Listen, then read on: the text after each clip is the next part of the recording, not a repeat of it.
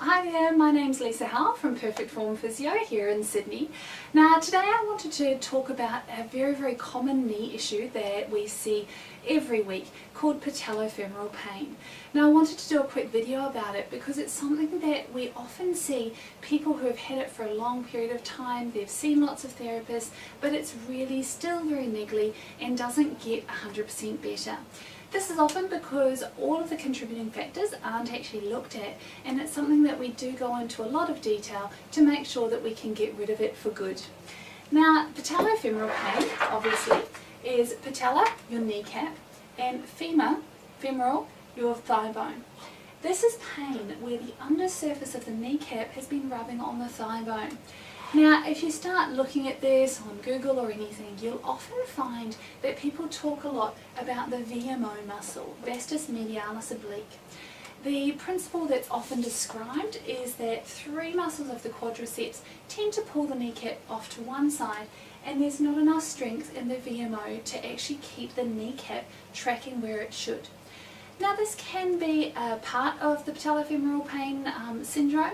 However, we find that often if people are only treating this, they will not get better. This is simply because the alignment of the knee comes from several other places, and this is kind of like the icing on the cake. It is not about the strength of the Vmo, but the timing. This must come on early in the range to help keep the kneecap in line. However, if there is a problem down in the foot or up in the hip, having the strongest, best Vmo in the world won't actually get rid of your pain. So what are we looking for?